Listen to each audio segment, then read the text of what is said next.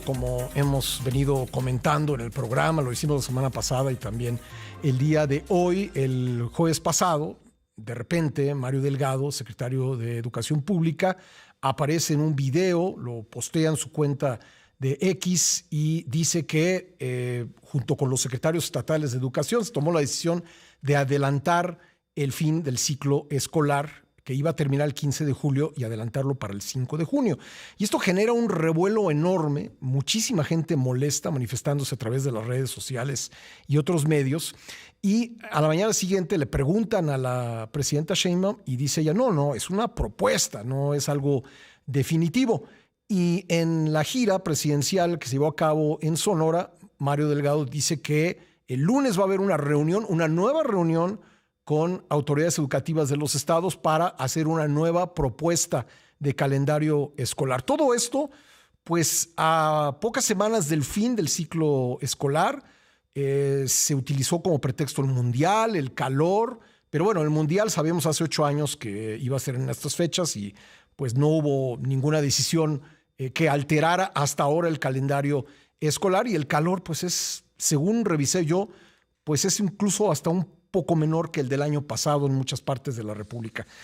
Está aquí conmigo en la mesa del programa Aurelio Nuño, exsecretario de Educación Pública. ¿Cómo estás, Aurelio? Gusto saludarte. Muy bien, Pascal, muy buenos días y gracias por invitarme aquí al estudio. Gracias. Hice un resumen ahí un poco apretado de todo lo que ha sucedido. Han pasado más cosas, pero bueno, quiero conocer tu punto de vista.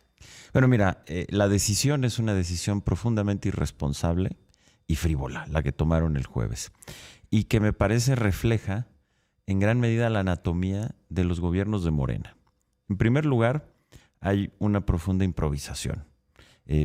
Tú lo acabas de decir, pues sabíamos desde hace muchos años que venía el Mundial, el calor no es pretexto, en México se han jugado 2 Copas del Mundo y no se han interrumpido las clases. Entonces claramente hay una gran improvisación que se mezcla con esta preocupación con las movilizaciones de la gente, ¿no? Que los propios gobiernos de Morena crearon, porque al echar para atrás la reforma educativa les volvieron a dar la fuerza a los líderes de la CENTE para estar haciendo movilizaciones y que hoy los chantajean. Además de esa improvisación, pues está un profundo desprecio por la ley. La decisión que tomaron el jueves viola la Ley General de Educación. La Ley General de Educación en el artículo 87 marca que el ciclo escolar debe de tener mínimo 185 días. Uh-huh. Y el 88, que el siguiente artículo, efectivamente permite que pueda haber modificaciones al calendario escolar, pero únicamente por causas de fuerza mayor, que claramente ninguna de las que alegan, ni el mundial ni el clima es un tema de una causa de fuerza mayor, y además obliga a que se recupere cada uno de los días que se hayan cancelado. Cuestión que tampoco está en el planteamiento que hicieron el jueves y que sería imposible cómo recuperas 5 semanas y media. Después tienes el gran desprecio educativo. Esta decisión, Pascal, de haber recortado 5 semanas y media del calendario escolar implica perder 27 días efectivos de clases, que equivalen al 15% del año escolar, o sea, el 15% del currículo. Eso es muchísimo. Y el daño en los aprendizajes va a ser muy grande, sobre todo en primaria.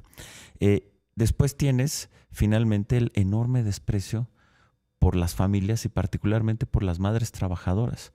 Quienes somos padres y madres de familia, entendemos perfectamente bien, Pascal, lo disruptivo y los esfuerzos que se hacen cuando las niñas y los niños no están en las escuelas. Y esto es particularmente real en el caso de las madres trabajadoras. Te doy un dato. En México, en promedio, mientras los niños están en la escuela, las madres dedican 40 horas a la semana en trabajos para el hogar.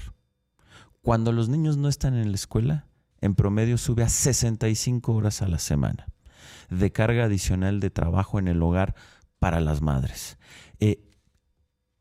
No entender eso y no entender que una decisión que se toma con la frivolidad como esta, de un día para otro, agregando 5 semanas y media, o sea, 1 mes y medio de vacaciones, además del daño educativo, pues está generando un problema brutal en la vida cotidiana de las personas, pero además generando problemas muy graves, problemas económicos, problemas de oportunidad. ¿Quién va a dejar de trabajar? ¿Quién puede llegar tarde? ¿Quién puede de un día para otro cambiar así la dinámica de su vida? Imagínate la cantidad de niñas y niños que se van a quedar solos bajo una decisión así, la angustia de las madres, de los padres, en fin. Por donde lo veas es una decisión que no tiene ni pies ni cabeza y que muestra esta anatomía de un gobierno que tiene un gran desprecio por la ley, por la educación y por las familias. Y luego no sé cuántos sean, pero vamos a tomar como bueno la razón del calor. Estoy seguro que hay millones de niños en México que están mejor protegidos del calor en la escuela que en su casa. Sin lugar a dudas. Y además, fíjate, lo del calor, pues en algunos días, en algunas regiones del país se puede entender. Si las temperaturas son inmensas, bueno, pues se puede entender que hay condiciones difíciles para estudiar. Pero además tú también, pues el calor está en todos lados, no nada más en la escuela. Pero lo que es absolutamente inverosímil es pensar que durante 5 semanas y media, o sea, durante un mes y medio, en todo el país, en este país inmenso, gigantesco, diverso, con distintos climas, el clima es una razón para cancelar clases durante todo ese tiempo en todo el país. Francamente, hasta el pretexto muestra la incompetencia en este caso del gobierno, ¿no? Bueno, me queda un minuto en este bloque. Te pediría que te quedes con nosotros para seguir platicando, pero ¿en quién recae la decisión? Porque parece que lo quisieron democratizar, ¿no? Fue decisión de todos, ¿no? De los maestros, de los secretarios de educación de los estados, pero ¿en quién recae la decisión de modificar el calendario escolar? No, por la ley le corresponde a la Secretaría de Educación Pública, a la SEP, y también tienen participación los gobiernos estatales, pero centralmente es la SEP. La SEP puede modificar el calendario, también lo pueden hacer los gobiernos estatales, pero digamos, quien lleva jerarquía en una decisión así es la Secretaría de Educación Pública. Bien, vamos a un corte y regresamos para seguir platicando, porque esto tiene, además de un montón de implicaciones, hoy se supone que hay una nueva reunión para hacer una nueva propuesta. ¿Era una propuesta o no se le podía llamar así? Es parte de lo que voy a preguntarle a Aurelio Nuño, que nos acompaña aquí esta mañana. Estamos ya de vuelta en la primera emisión. Estamos platicando con Aurelio Nuño, exsecretario de Educación Pública. Aurelio, esto que presentó Mario Delgado el jueves, ¿puede ser considerado una propuesta o era ya algo definitivo desde tu punto de vista?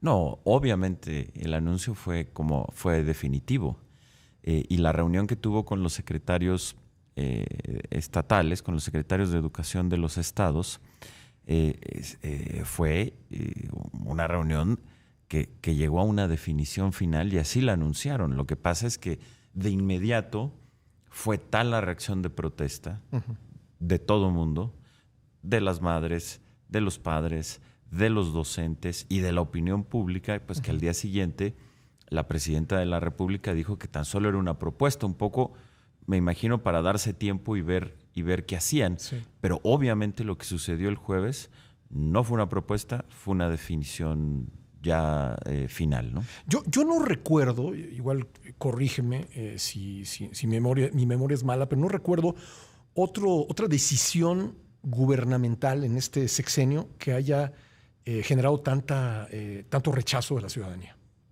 Pues mira, me cuesta trabajo recordar alguna otra. Sin duda, si no es la más, es una de las decisiones más impopulares que ha tomado este gobierno y que han tomado los gobiernos de Morena, porque es una decisión, como lo analizábamos hace un momento, pues que tiene implicaciones muy negativas por todos lados. Tiene implicaciones negativas para la educación, para el desarrollo de las niñas, de los niños y de los jóvenes, y tiene implicaciones muy negativas para la vida cotidiana, el día a día de la mayoría de las mexicanas y de los mexicanos. Sí, porque no solo es que tenemos un estudiantado que ya venía de un rezago, y ahora vamos a hablar de eso. Correcto. Te escuché en una conferencia el otro día dar datos muy interesantes sobre eso, y originalmente habíamos pensado platicar de eso y todos vamos a platicarlo, pero tiene implicaciones para padres y madres que trabajan, que cuentan con ese horario para que sus hijos estén pues cuidados, ¿no? Y no estén solos en casa, y de repente les dicen que no, pues durante 5 semanas adicionales no van a estar en la escuela. O sea, tiene un montón de implicaciones. Y luego una cosa más, Aurelio, yo creo que una empresa que esté pensando en invertir en México, de repente ve cómo cómo revierten una decisión de forma precipitada y de última hora, y pues a lo mejor se pregunta, ¿y no sucederá lo mismo con otros temas? Sin duda. O sea, a ver, lo que marcas es absolutamente así. La manera en cómo están afectando con una decisión así la vida cotidiana es gigantesca. En todos sentidos. Ya te daba los datos de las horas adicionales de trabajo en el hogar que implica para muchas mujeres, sobre todo mujeres, pero para toda la familia, el que los niños no vayan a la escuela. 40 horas contra 65. Contra 65, imagínate eso por un mes y medio adicional. Y eso además tiene otras implicaciones, tiene implicaciones económicas, tanto de gasto inmediato como de oportunidades perdidas.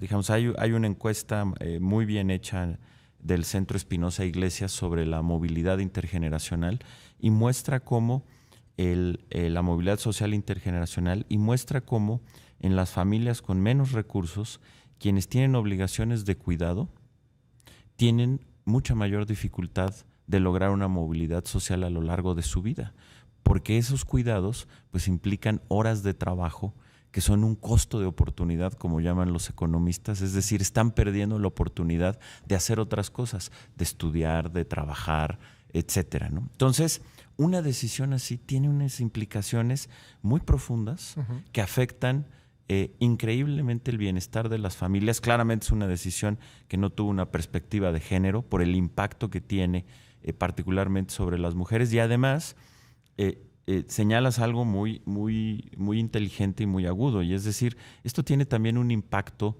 no solo en la economía de los bolsillos y de las familias, sino tiene un impacto en la economía nacional, porque una decisión así repercute de distintas maneras por la magnitud que tiene. Estamos hablando de que nada más en educación básica hay 14 millones de niños, es decir, estás hablando de que son más de 10 millones de familias que nada más en educación básica van a tener este tipo de afectación con todo lo que implica, y además se suma a un ambiente en donde este país no está creciendo porque no hay certidumbre a la inversión, porque hay una violación permanente de la ley, y aquí hay una violación a la ley y además una decisión de tal magnitud se toma con esta frivolidad, que entre otras cosas, Pascal, creo que esto muestra uno de los grandes golpes que ha dado los gobiernos de Morena, que fue el control y la toma del Poder Judicial.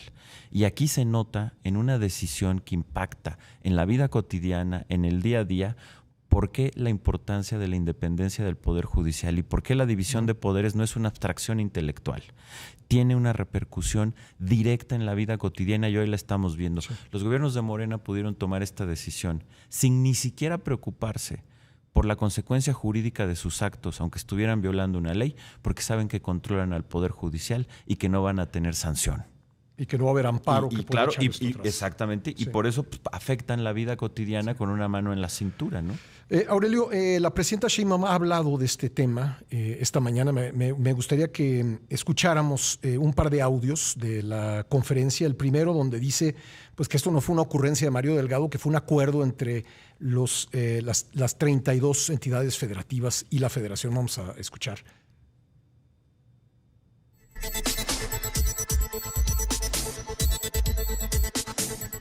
Lo primero que es muy importante que se sepa es que el calendario escolar que anunció el secretario de Educación, Mario Delgado, fue aprobado por unanimidad de todos los secretarios de Educación de los 32 o de las 31 estados y la Ciudad de México. ¿Y ahora cambiaron de opinión? Eso es lo primero, porque es muy importante que sepa, porque ahora salieron gobernadores diciendo que no están de acuerdo y tienen derecho a decir que no están de acuerdo, pero sus secretarios de Educación lo aprobaron el viernes.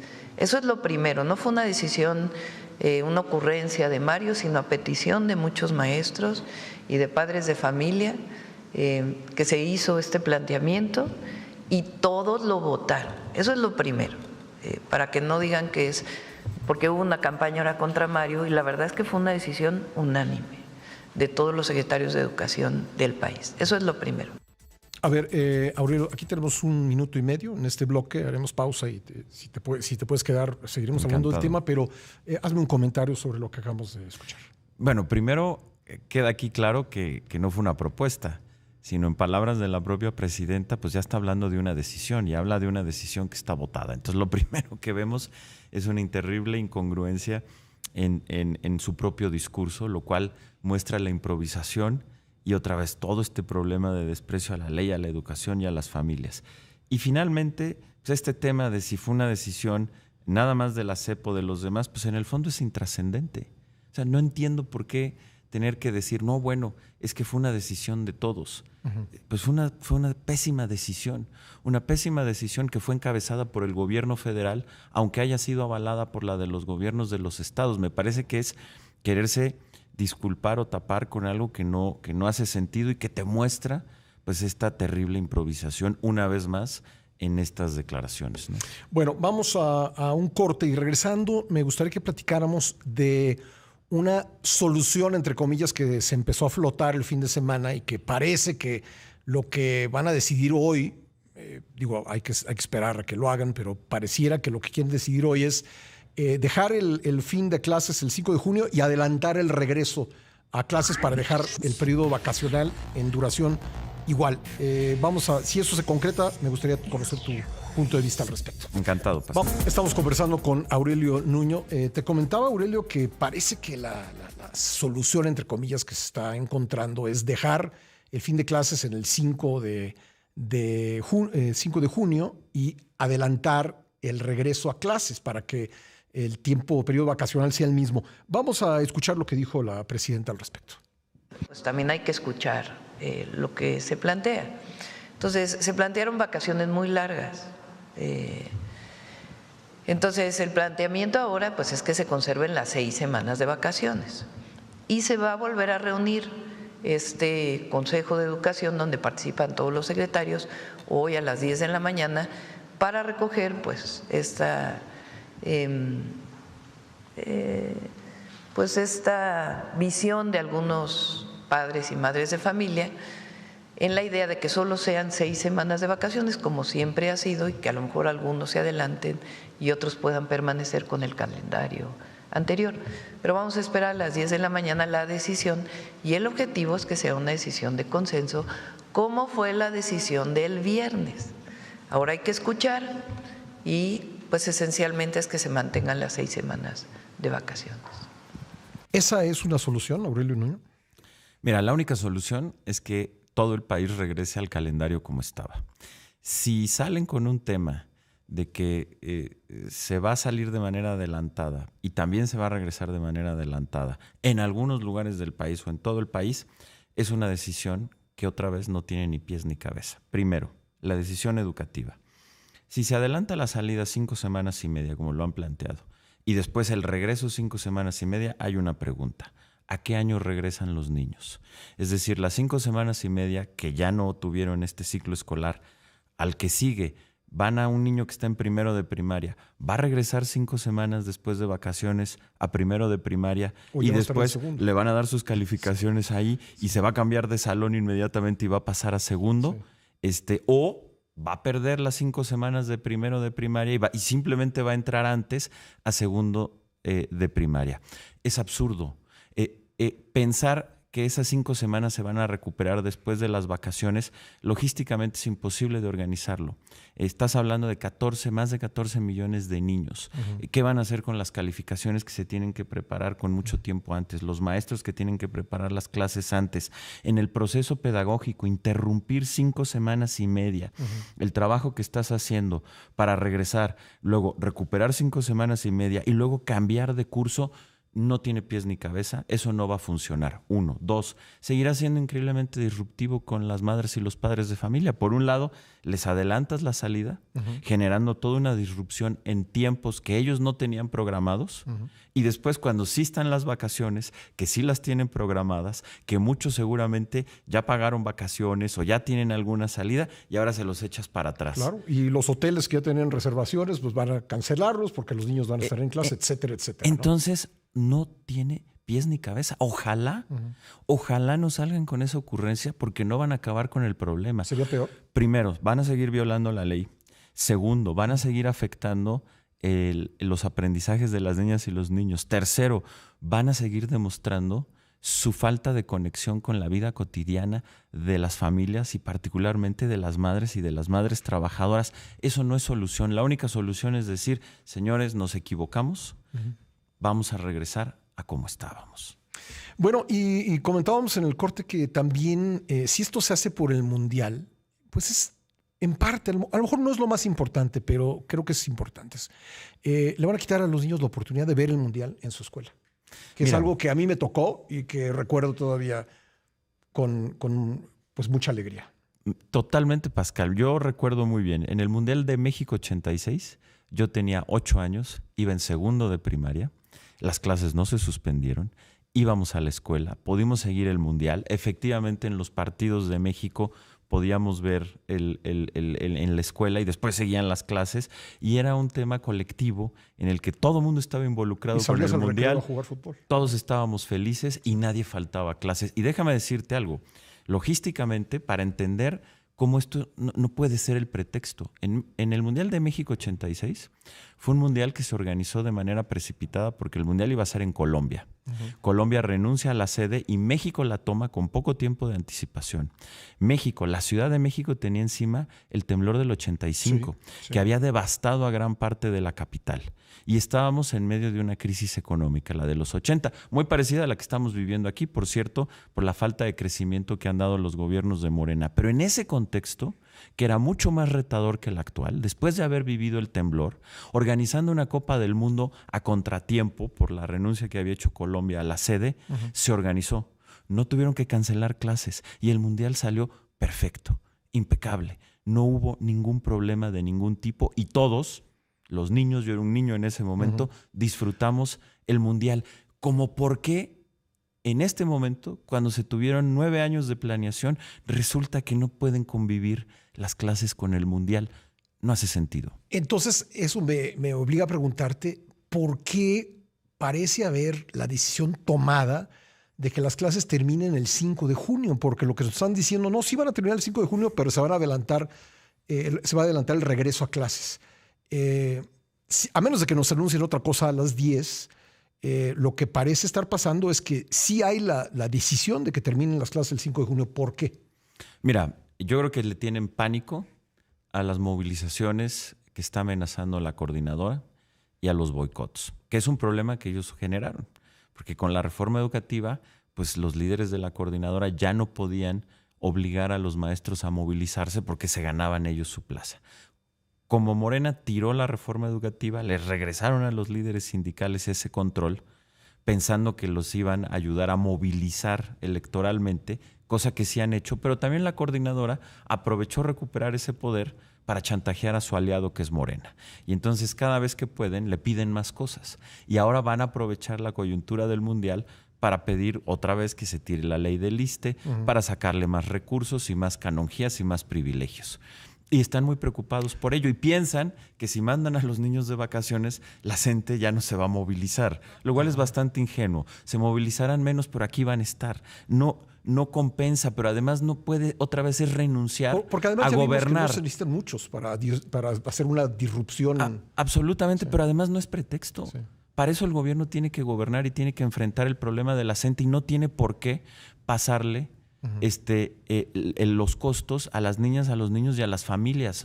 No es suficiente. Ahora, que están preocupados porque va a haber muchos turistas y la ciudad se va a colapsar porque no prepararon la infraestructura, pues también que gobiernen y no le pasen el costo a las niñas, a los niños y a las familias. No hay razón de peso para anticipar la salida de clases 5 semanas y media y si no regresan al calendario, cualquier otra medida va a seguir generando problemas educativos, académicos y disruptivos para las familias. Para concluir la entrevista, Aurelio, hace un rato decía yo que te escuché en una conferencia antes de toda esta polémica hablar sobre el mal diagnóstico que se hizo de lo que se perdió en la pandemia. Y tú tienes datos muy precisos de aproximadamente cuántos niños nunca regresaron a clases, ¿no? Es decir, de qué tamaño es la deserción escolar, que podría agravarse, no sé si la deserción, pero sí el rezago educativo, si es que se materializa esta decisión. Si te parece, regresamos después de un corte y concluimos la entrevista. Encantado. Con este tema. Claro, vamos a una pausa. gracias. Creo que somos muy sensibles, Aurelio Nuño, a la suspensión de clases, porque venimos de una experiencia de la pandemia en la que se cerraron las escuelas, se generó un rezago y se generó una deserción. ¿Qué nos quedó de eso? ¿Qué le puedes comentar a la audiencia respecto de lo que provocó la pandemia en el sector educativo mexicano? Bueno, como en todo el mundo, hizo muchísimo daño, pero en México fue mayor, otra vez por el desprecio y la incompetencia de los gobiernos de Morena con la educación. En México, mira, una de las pocas políticas transeccionales que tenía el país era el poder aumentar las coberturas educativas, es decir, que cada año hubiera más lugares para más niñas y niños y jóvenes en el sistema educativo. Eso empezó en 1921, cuando José Vasconcelos y el presidente Álvaro Obregón fundaron la SEP, una de las primeras instituciones de la Revolución Mexicana, y desde 1921 hasta 2018, o sea, prácticamente un siglo, todos los gobiernos de México, absolutamente todos, aumentaron la cobertura. Aumentaron la cobertura. Todos. Llegaron los gobiernos de Morena y por primera vez en un siglo empezaron a tirar la cobertura, a decrecer la cobertura. ¿Por la pandemia? Y empezó antes de la pandemia. Hoy tenemos en preescolar, en 2018 la cobertura era del 72%, hoy cayó al 64%. En primaria ya teníamos el 100% y bajó al 94%. En secundaria teníamos 97% y bajó a 93%. Y en media superior, en el bachillerato, pasamos de 85% de cobertura a 74%. Muchos de esos jóvenes están hoy a merced del crimen organizado. Y esa caída empezó a suceder antes de la pandemia y con la pandemia se aceleró. ¿Por qué? Porque los gobiernos de Morena quitaron un programa social que se llamaba Prospera, que llegaba a las familias más marginadas del país y que era un apoyo de corresponsabilidad. Es decir, al darles el apoyo, las familias estaban obligadas a que sus hijas e hijos fueran a la escuela. En el momento en que Morena quita los apoyos de Prospera porque destruyeron ese programa social, se colapsa en las zonas que son las más marginadas del país, a donde llegaba Prospera, se colapsan las coberturas educativas. En media superior, Pascal, en las zonas de Prospera se cayó 12% la cobertura educativa y aumentó el empleo juvenil informal 8%. Es decir, hay una correlación directa entre haber quitado Prospera y cómo los niños y los jóvenes dejaron de ir a la escuela para irse a trabajar. Hay datos muy sólidos sobre eso. Hay un paper publicado por especialistas, una investigadora del Colegio de México con otros internacionales, que con cifras muy sólidas demuestran este problema. ¿Y qué ha pasado con las becas que da Morena? Primero, las becas que da Morena no están llegando a las zonas más marginadas del país. Están llegando a zonas donde no necesariamente son donde más se necesitan las becas. Y segundo, no piden la corresponsabilidad. Es decir, no se pide que correcto. Y no solo eso.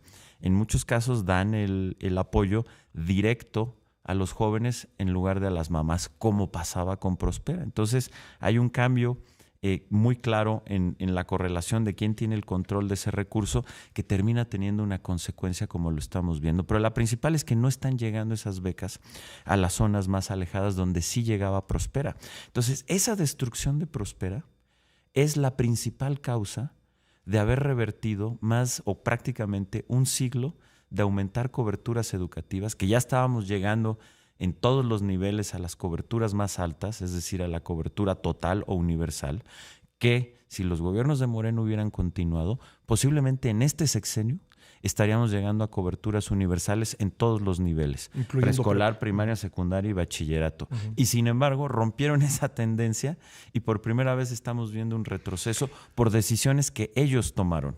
Eso, ¿qué significan en números de deserción? ¿Cuántos jóvenes y niños mexicanos que tendrían que estar hoy en la escuela no están en la escuela? ¿Se puede hacer un cálculo de ese número? Sí, por supuesto. Y déjame, te digo, de los que ya estaban en la escuela y que se han salido de la escuela por esta medida, estamos hablando de 1,5 millones de niñas y niños y jóvenes sobre todo, porque donde mayor deserción ha habido es en el bachillerato, que ya estaban en la escuela y que hoy no están por las decisiones de Morena. Eso es muchísimo. 1,5 millones es más que la población de la mayoría de las ciudades de este país. Y luego además están pues los que no han logrado, donde la cobertura no ha llegado. Que ahí tienes otro tanto de millones, que sería, pues, si siguiéramos esta lógica que inició desde Vasconcelos de aumentar y aumentar y aumentar las coberturas, pues ya estaríamos llegando en este momento a todos. O sea, ¿otro tanto es otro 1,5 millones?